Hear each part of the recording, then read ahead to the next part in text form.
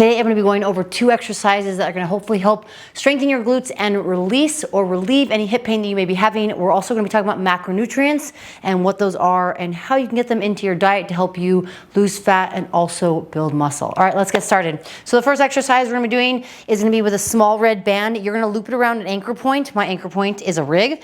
You're going to have it above the knee joint, maybe an inch or two above the knee joint, but the first exercise we're going to do is going to be a reverse lunge plus a high knee, and this is going to help strengthen the hip flexors as well as the glute. If you have any knee pain or if you are struggling with balance, this is a great exercise to incorporate. So we're going to start with my right leg in the band. These are going to be part of my exercises today so you guys can follow along. I want enough tension away from the anchor point that I feel comfortable and stable, and that I'm also making sure my knee is staying stacked over my ankle or midfoot. If your knee falls in, get closer to your anchor point. If it's not enough resistance, go further away. So you'll play around with it till we get started. From here, I'm going to take a reverse lunge or a back knee with my left leg. I'll touch my knee to the floor, then I'm going to stand up, lift my leg up and around, and I'm going to come back to the bottom of the lunge position. So the focus here, I personally like to find a focal point on the floor. I'm going into that reverse lunge, bringing that high knee around. Think of kind of like a fire hydrant exercise, which I've done before. I've demonstrated on my channel here. You guys can check out and see one of those videos. I think that was 5. We are going to be doing anywhere between 8 to 10 reps. I work with some remote coaching clients, and we do personalized programming. This is one of the exercises I have for some of my clients. This is a great exercise, like I said, to work on stability, balance, but also help strengthen your hips as well as relieve any pain with the glute. That was either 9. We'll do one more for craps and giggles. Good. So again, we're doing 8 to 10 reps, reverse lunge, back knee touches the floor, keeping that front knee over the foot, lift the leg, stand. So you're actually working both legs at the same time in different positions. So I'm going to adjust my angle. You're going to see kind of the back angle. I know it's not ideal, but I want you to be able to see the stability component. I'll try to adjust you guys and see, but notice that this band is on the front leg. I'm really going to have to focus and stabilize on this front leg, my left leg here. I reverse lunge, knee touches, stand up and around, come back. Now, if you noticed on my first leg, so my right leg that was in the band, I actually am able to get the knee up pretty well. I've noticed, I noticed I'm not as stable on this side. So you guys will, when you do this, you'll notice that one side is not as stable as the other side. But the important thing here is to find that balance point, drive through this leg that's stable in front, and then bring that opposite leg around. As you've noticed from following me, trying to talk and count is not my jam. I probably should just put a timer. And that is something I recommend for you guys. If you can't count, or you're struggling to count, or you're struggling to get in the gym, then you can set up the band, start a 30-second timer, and try to get the same amount of reps on one leg compared to the other leg. So 8 to 10 reps on one leg, switch 8 to 10 reps on the other leg.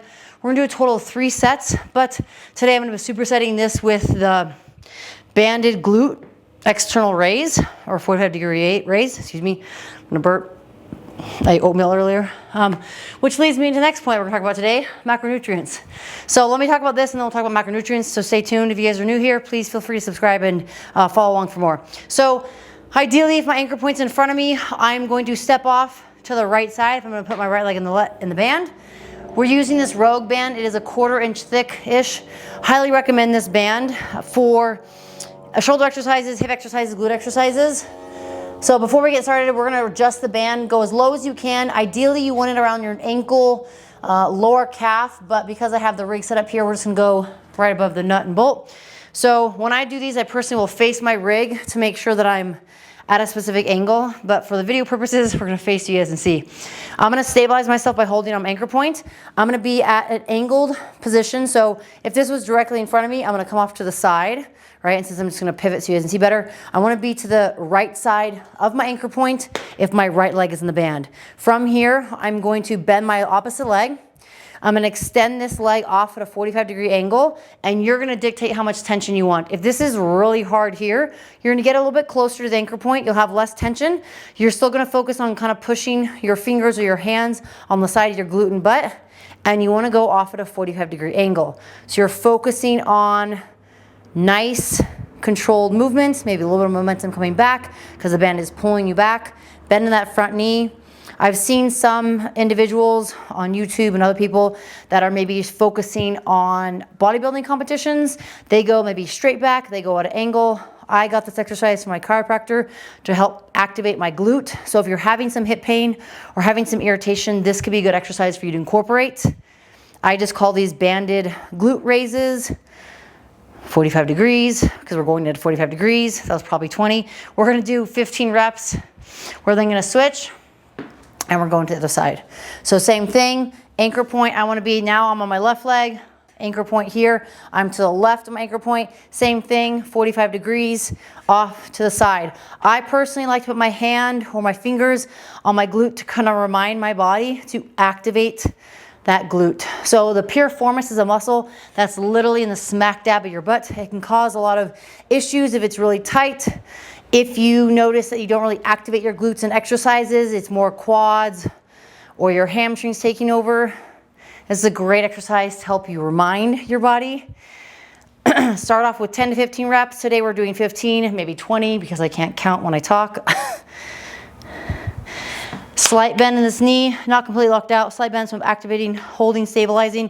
This is a good balance exercise for your right leg as you perform these on your left leg. And also notice that I have my foot flexed. So that was one round. We're gonna go back and forth between the reverse step up and overs and the glute raises at a 45-degree angle. Since we're gonna rest a little bit, we're gonna take a little rest. I'm gonna talk about macronutrients. So for those that are tuning in for the macros, nutrient information, not so much the content of glutes and hip pain or relieving hip pain. Macros are macronutrients, right? Macros are essentially a shorter version of it. You have 3 different types of macronutrients. You have protein, fats, and carbs. So people may denote them as a P for protein, F for fats, and C for carbs, or CHO for carbs. Again, depending on what your resource is or how much you're inundated. Now, for those that are relatively new, right, I want to keep this kind of as streamlined as possible, not too much complexity to it. So just think of like the foods you eat, right? So for example, protein, what could be protein? Eggs have protein, ground beef, steak, any sort of meat source would have protein in it. There is protein in cheese, but if you want to think of like priority, right? So if you are looking at a priority of protein, fat, and carbs, eggs, most meats are going to be a priority of protein. There will be some fat in there. Cheese, there'll typically be a little bit more fat than protein, so you're going to prioritize that under fat. If that makes sense, you know, feel free to leave me in the comments. Also leave any questions you have in the comments. So protein, look at sources, mainly meats. Again, there are other sources of protein, other foods like cheese, like I mentioned, beans, etc. But we're looking at meat sources. I personally do an animal-based diet, meat-based diet, but I don't have just meat, I have a multitude of other things. So as we get set up for the next exercise, let's finish on the macros. We're gonna do this kind of in segments so I can talk and count, but also give you guys information. So again, macronutrients, protein, fat, carbs. Protein could be eggs, chicken, tuna fish, fish, ground beef, ground turkey, steak, a variety of items. That's your protein. I recommend for those individuals looking to lose fat, build muscle, have that feeling of satiety, try to aim for 1 gram of protein. So 1 gram of protein per pound of desired body weight. So if you're trying to be 150 grams, or excuse me, if you're trying to be 150 pounds, you're trying to eat 150 grams of protein, right? Now this is a guide. If you aren't even close to that, start with a smaller chunk. Maybe you're only eating 80 grams of protein and you're trying to get to 150. Start with 80 grams, then try next week 90 grams, the following week 100 grams, etc., etc. All right, so let's take a break. Let's do the next set of exercises. Again, this is going to help relieve hip pain, help strengthen the glutes. You're getting an activation out of both legs. Your right leg here is stabilizing, working on some balance, coordination. I think that was 4. As my opposite leg, the leg that's dynamic right now, I'm working on the reverse lunge, up and over. So I'm strengthening the hip flexor, working that glute, also working the hip rotators to get into that position. Anywhere between 8 to 10 reps. I think that was maybe 7. If you guys are following along, you're more than welcome to count for me, even though that won't necessarily help. It may help mentally, osmosis. If you lose a little bit of balance, you can always have your hand next to the anchor point for a little bit of stability. We'll do 8 to 10 on one leg, then we'll switch, go 8 to 10 on the other leg. I recommend this light band. This is a red band. If you need bands, you can check out the link below from Rogue. They have a multitude of packages of bands. Not that you can't go with a thicker band, but the problem with that is that you're really gonna be activating this glute that has the band, but you also may be having that knee being pulled in towards the anchor point. So I like this red band because it's enough tension, torque stability on this leg that you have the band on, but then you also are able to focus on bringing the opposite leg up and over and around for the exercise. All right, so reverse lunge. Think of like a reverse lunge to a fire hydrant, or for reverse lunge to a high knee. I think that was 9. I'm totally losing count. I hate being uneven, but for purposes for today, it's fine. All right, you may notice if you feel this exercise in one leg more so than the other. Now we're gonna adjust back to the bottom. Glute exercises. Now I'm starting on my right side because my right glute is less active than my left glute. Stay tuned, we're gonna talk next about fat and then carbs. So macronutrient talk is not over. We're just getting started. Again, I wanna kinda keep this simple, streamlined, not super complex for those that are new to my channel or new here. 11.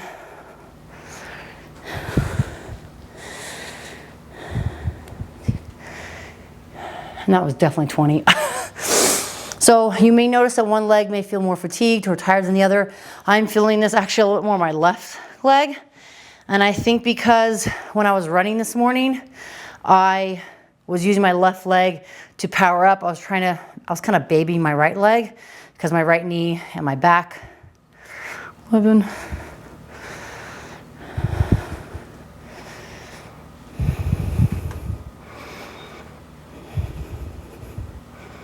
Woo, fire.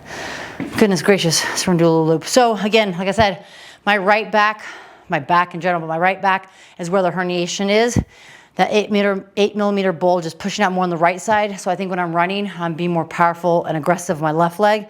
And that is when my left glute's a little more fatigued today.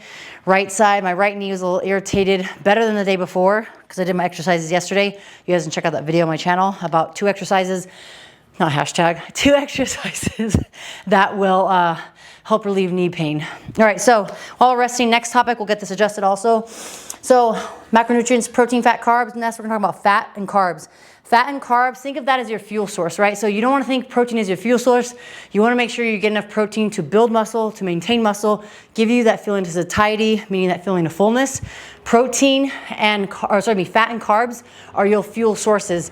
Your body can run off of both, right? Your body can run off of one more so than the other. So you think of a low carb or no carb diet. That's kind of ketosis people have talked about. Again, not trying to go down any rabbit holes. But if you think of it, I want you to think about fat and carb as a lever. You're gonna have both incorporated in your diet. If you have a very high fat diet, you might be lower end carbs in terms of your intake, grams. If you, on the opposite spectrum, have a higher carb diet, you might have lower fat intake. Now, growing up in the 90s, early 2000s, all about low fat this, low fat that, no fat milk, low fat cheese. I was a huge culprit of that. I went through so many diets and foods that I was like, you can't have fat, fat's bad. And actually learning now, almost 20 years later, fat isn't bad.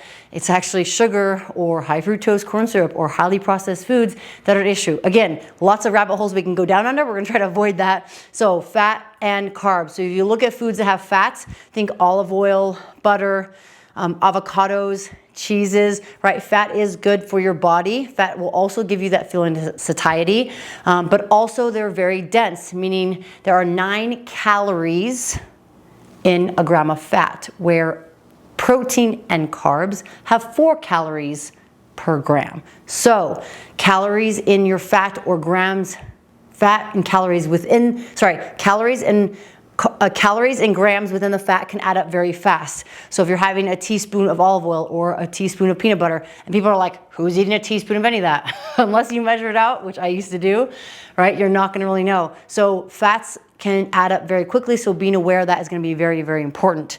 On the opposite spectrum, carbs, right? carbs are almost abundant on anywhere we go, right? You go to a gas station, you're most likely gonna grab a snack, probably has some sort of carb in it, right? So carbohydrates are not bad. Carbohydrates are important to fuel your body. When I competed as a high-level athlete, I was eating at least 300 to 350 grams of carbs. Do I need that now? No, I still need carbs because I wanna fuel my workouts.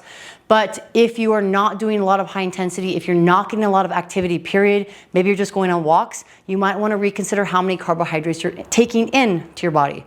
Right now, again, this is a lot of information for those that are new. I want to make sure that we're keeping this relatively streamlined. I can go down many different rabbit holes. I could talk for many, many more hours, which we'll probably save for a separate video. If you guys do want some more videos and more in-depth, long, like 10 to 20 minute videos on specific things, more detailed to macros, but also protein, fat, and carbs, please let me know, leave a comment.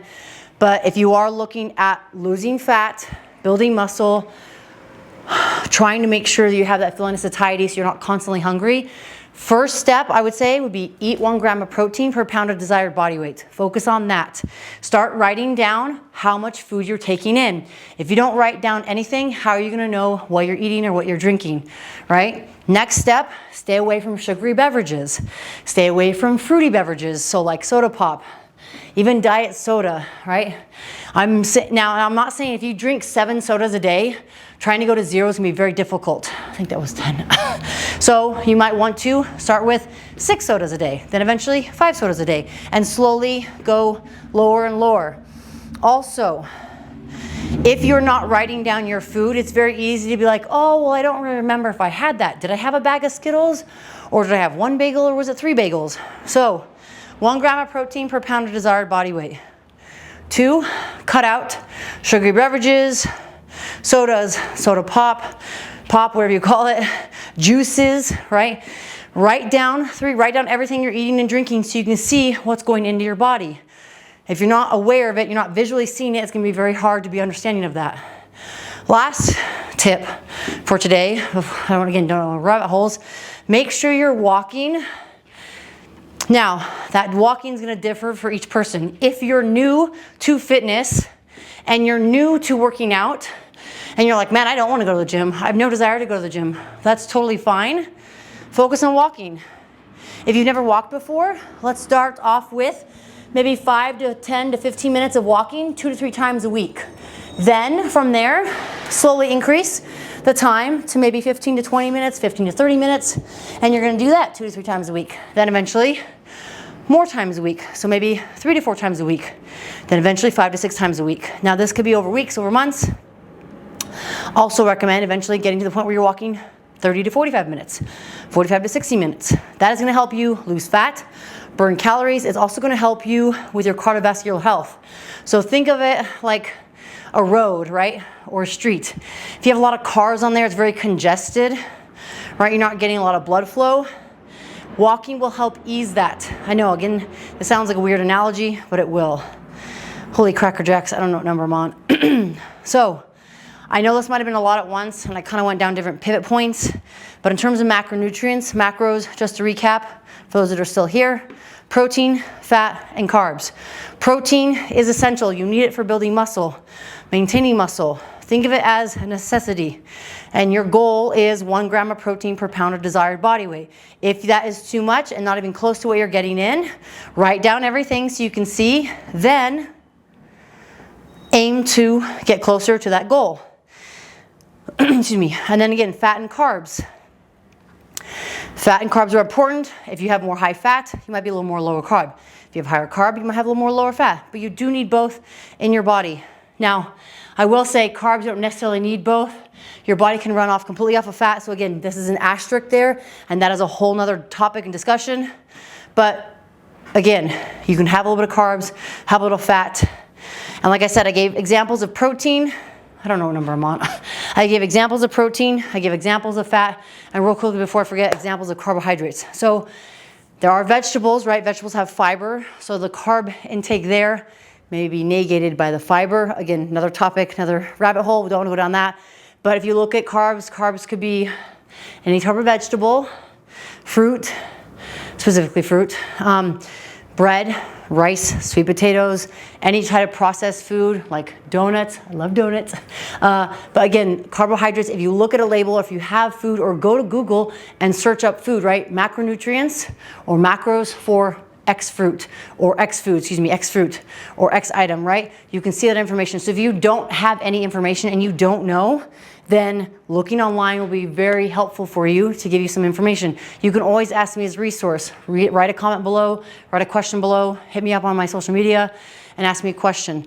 I try to provide this information to you guys to hopefully give you guys some insight. Again, nutrition is so particular to each individual person. If I tell you, hey, drink whole milk because it has a great ratio of protein, fat, and carbs, it's great post-workout. But if you tell me I'm lactose intolerant and crap my pants, then I don't want to recommend that to you. So again, everyone's a little bit different, but I will say if you're looking to lose fat and you're trying to build muscle and you're trying to have that feeling of satiety, feeling of fullness because you constantly feel hungry, up your protein, make that #1 priority. Then from there, you can layer in the other pieces, which is cutting out sugar, minimizing your sugar intake from sugary beverages or processed food. Then from there, try to add in some walking if you're not walking already.